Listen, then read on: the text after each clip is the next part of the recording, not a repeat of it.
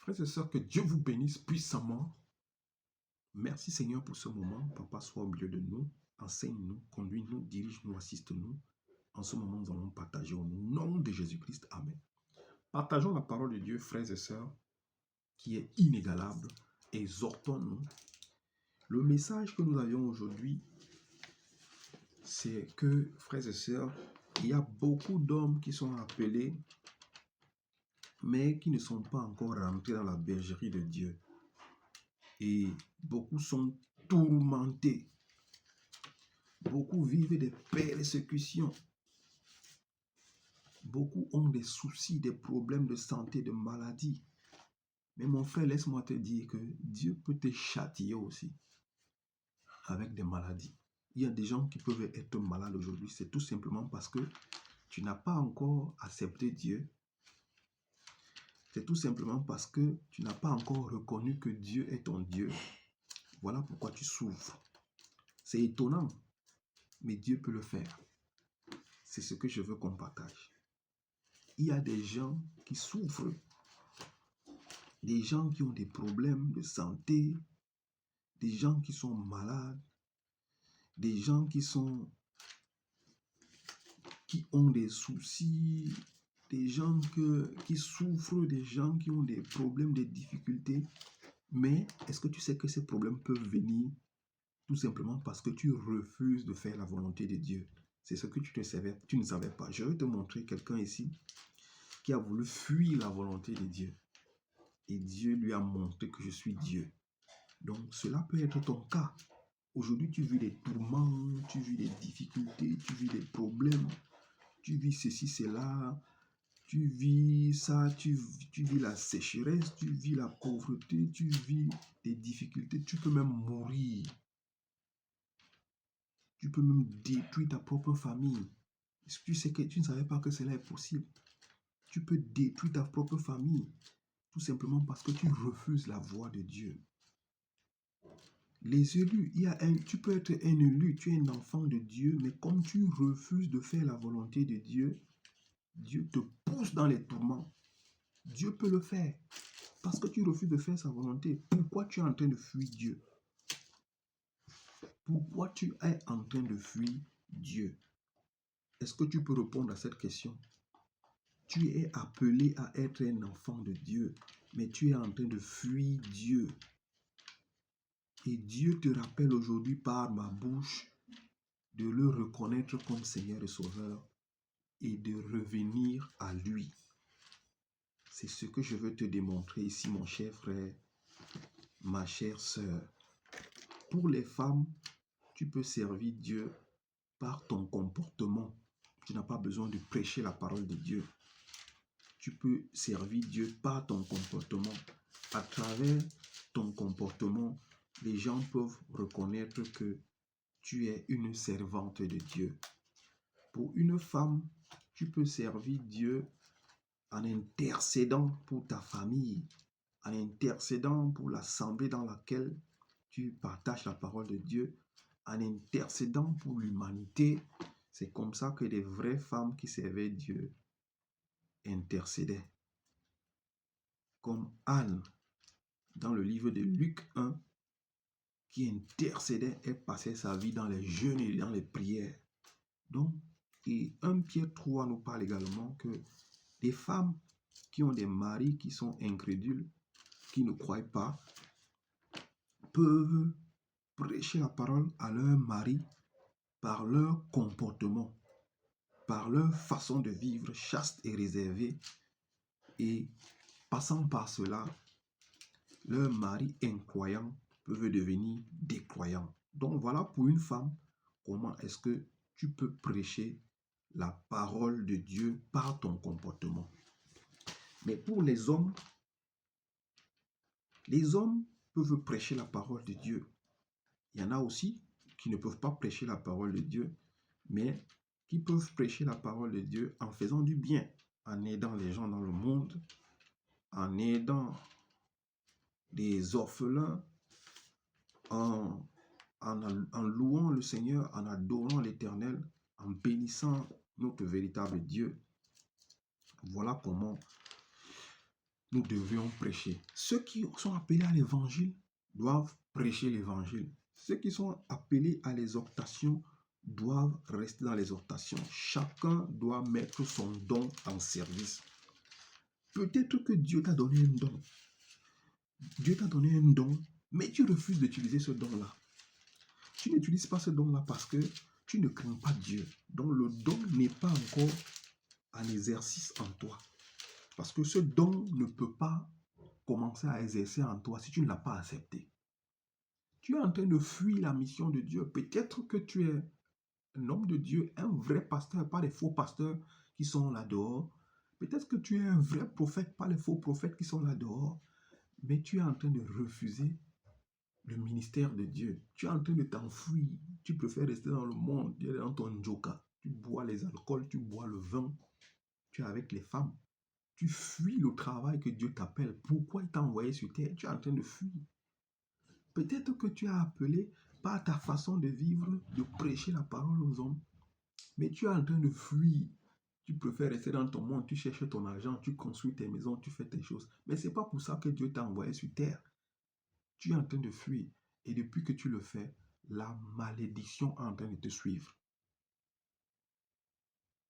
Peut-être que ma soeur, dans ta famille, ton comportement, ta façon de vivre, ta façon d'être avec les gens, va faire à ce que, puisque tu ne peux pas prêcher la parole, mais ton comportement, tes agissements, la façon où tu réponds quand il y a un problème, va faire à ce que ta famille accepte Dieu. Mais tu es en train de réagir autrement. Et ce qui fait que la gloire de Dieu n'est pas en train de se manifester. Et Dieu peut imposer des malédictions dans ta vie. C'est bizarre d'entendre ce genre d'exhortation, mais c'est vrai, Dieu peut le faire. Peut-être que tu es malade aujourd'hui parce que tu ne veux pas faire la volonté de Dieu. Dieu veut que sa gloire se manifeste en toi. Enfin que tu ailles prêcher ce que Dieu a fait pour toi. Tu lui ailles dire aux autres que, oh, ce Dieu-là, hein, j'ai vu sa main. Mais comme tu es en train de refuser, la maladie est sur toi et ça peut t'amener à la mort. Parce que tu es en train d'insister. Donc, je veux juste te titiller que toi qui es malade aujourd'hui, je ne dis pas que forcément c'est ça, mais il y a beaucoup de raisons. Peut-être que c'est l'une des raisons que tu ne te comportes pas comme il se doit, selon la parole de Dieu, que tu ne respectes pas la parole de Dieu, tu ne marches pas selon la parole de Dieu. C'est pour ça que tu es malade. Peut-être toi qui vis des difficultés, des problèmes aujourd'hui, peut-être c'est parce que tu ne fais pas la volonté de Dieu. C'est pour cela, partageons ce message. Si cela est ton cas, à partir d'aujourd'hui, commence à faire la volonté de Dieu. Peut-être la miséricorde de Dieu te sera accordée. Peut-être tu vis les sécheresses, tu vis les difficultés parce que tu ne veux pas faire la volonté de Dieu. Tu fuis. Quand ça arrive, la parole de Dieu, ah, pardon, laissez-nous ces choses-là. Et pourtant, Dieu t'appelle à son service. Mais tu es en train de fuir. C'est pour ça les maladies, les problèmes, les choses qui te poursuivent n'ont pas de nom. Je vais te montrer l'exemple de quelqu'un qui l'a fait. Disons d'abord un petit verset. Bon, c'est Jacques 1, un petit verset d'encouragement pour ceux qui vivent des difficultés, des problèmes, des situations compliquées. Lisons d'abord cela pour nous fortifier. Après, nous allons voir que cela peut être effectif dans la vie de certaines personnes si tu veux fuir la volonté de Dieu. Tu veux fuir la volonté de Dieu, Dieu ne va pas te laisser. Il va t'utiliser comme un instrument, mais tu veux fuir.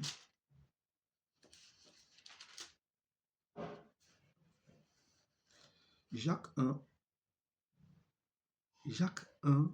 verset 2, je peux commencer. Mes frères et sœurs, considérez comme un sujet de joie complète les diverses épreuves auxquelles vous pouvez être exposés, sachant que la mise à l'épreuve de votre foi produit la persévérance. Mais il faut que la persévérance accomplisse parfaitement sa tâche, afin que vous soyez parfaitement qualifiés, sans défaut, et qu'il ne vous manque rien.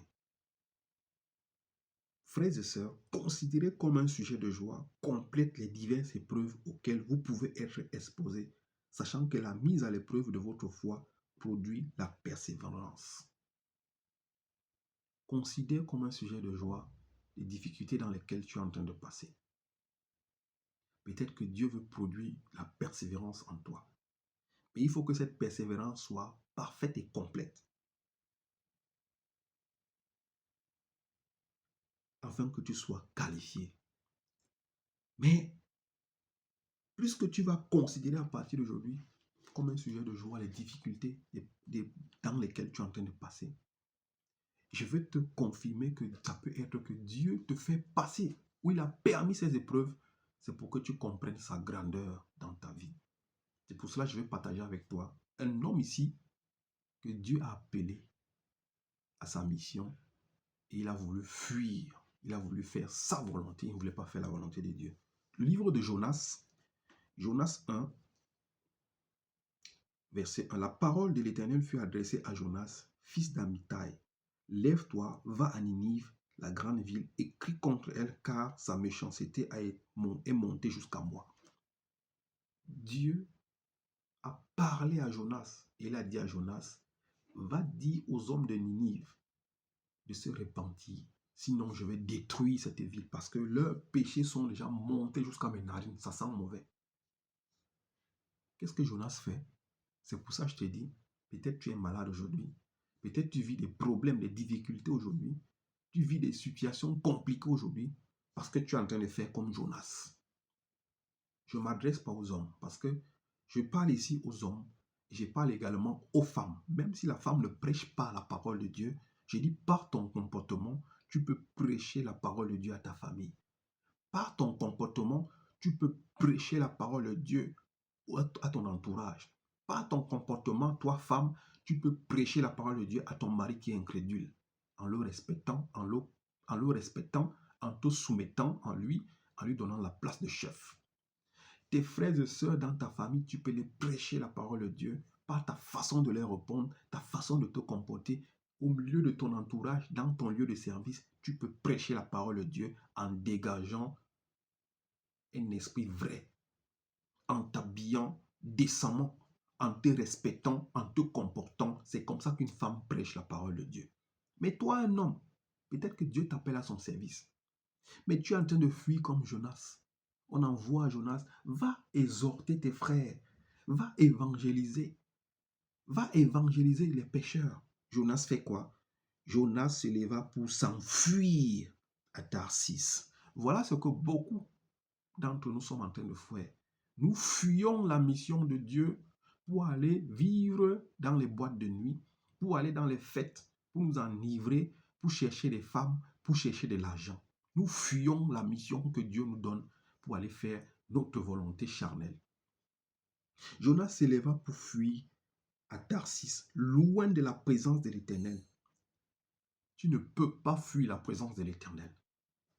Aucun homme sur terre ne peut fuir la présence de l'Éternel. Alors si l'Éternel t'a choisi pour son œuvre, tu ne fuiras pas. Tu penses que tu peux fuir, tu ne fuiras pas. Il y a une autre histoire comme ça dans la Bible de Matthieu qui était un collecteur d'impôts. Et il collectait les impôts et il volait en plus. Mais le jour où le Christ passait, Matthieu décide d'aller voir aussi le Christ. J'entends parler de ce Christ-là. Il est monté sur l'arbre pour regarder le Christ passer. Et pendant que le Christ arrive au niveau de l'arbre, le Christ regarde l'arbre et dit, Matthieu, descends de cet arbre. Va apprêter le repas parce que ce soir, je vais souper avec toi.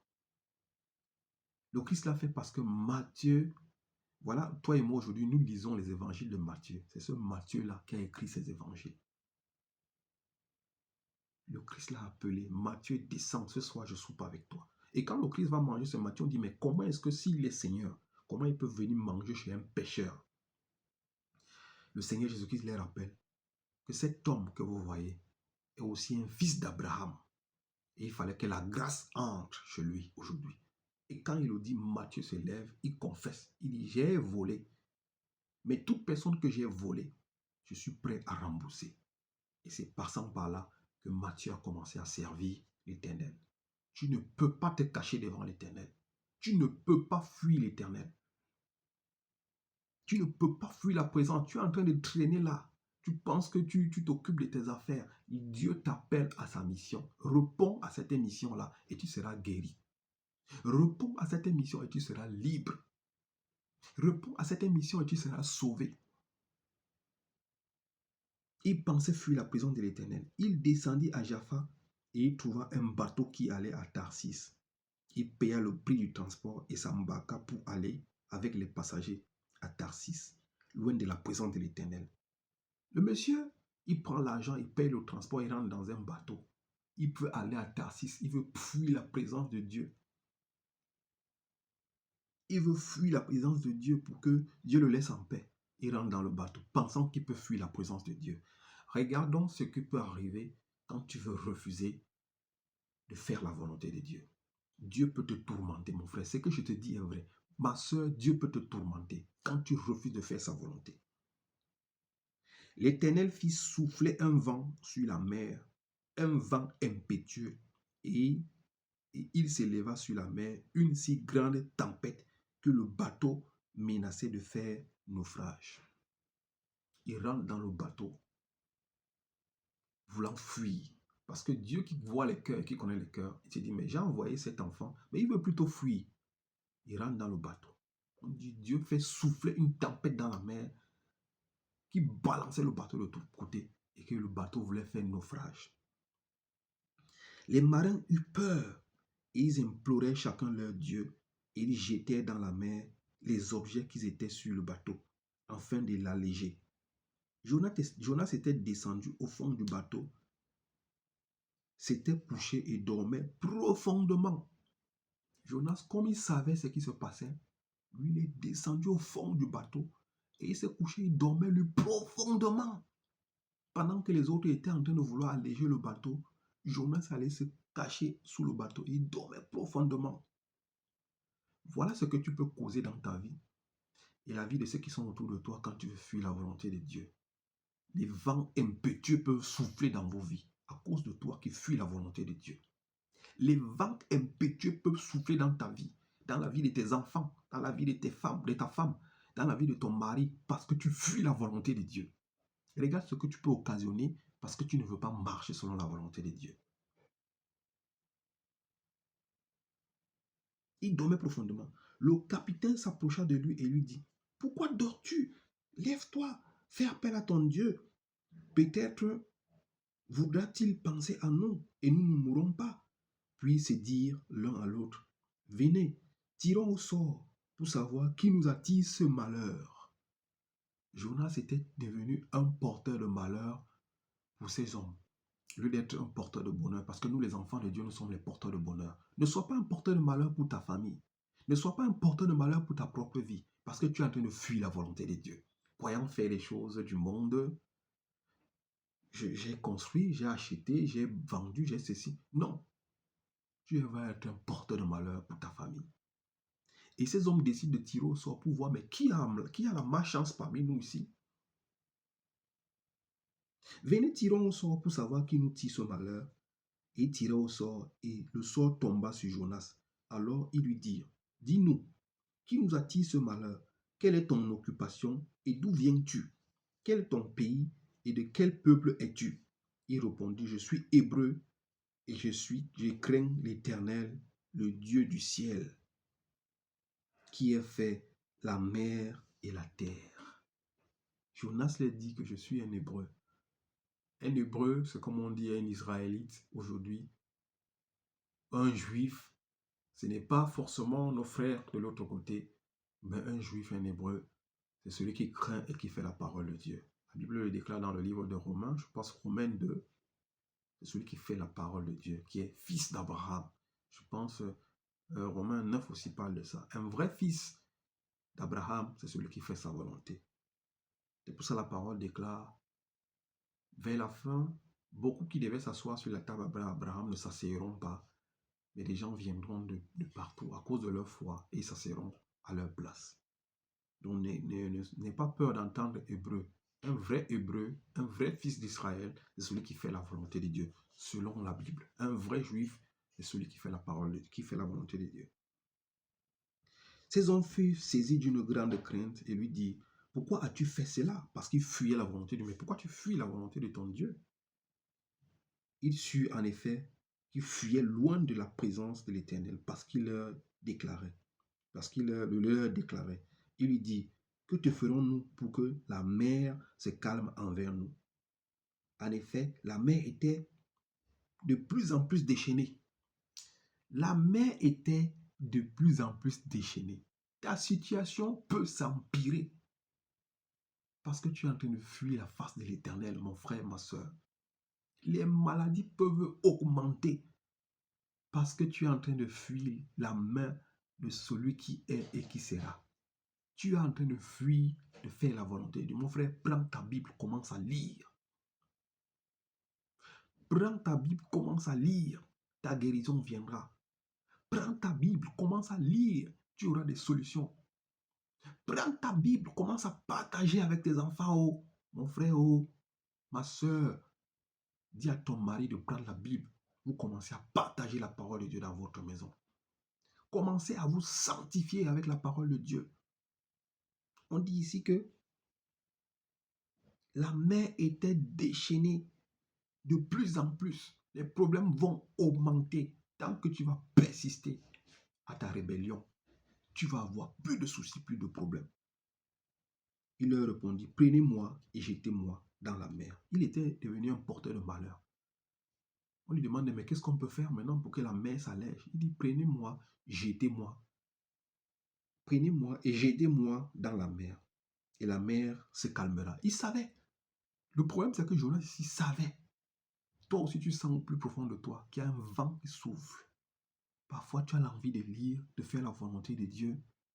Parfois, tu n'as pas la vie. Parfois, j'ai l'envie. Parfois, tu n'as pas l'envie. Tu sens ce vent qui souffle. Tu ne sais d'où il vient ou d'où il va. Tu sens ce vent qui souffle, cette envie qui vient en toi de lire la volonté de Dieu. De croire. Mais parfois, non, je ne crois pas. Je continue à faire. Je suis moi bien comme je suis. Le vent qui souffle, tu ne sais d'où il vient ou d'où il va. Prends ta Bible, commence à lire, commence à faire la volonté de Dieu. Tu seras libéré. Tu bois l'alcool, tu t'enivres, tu bois, tu fais des mélanges d'alcool. Le lendemain, tu te réveilles, les mêmes soucis sont là. Ça veut dire que tu n'auras pas de problème en faisant ce que tu fais. Tu fumes les joints. Le matin, tu te réveilles, les mêmes problèmes sont là.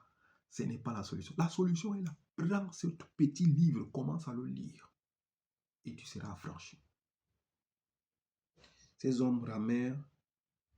Je sais que c'est moi qui attire sur vous cette grande tempête.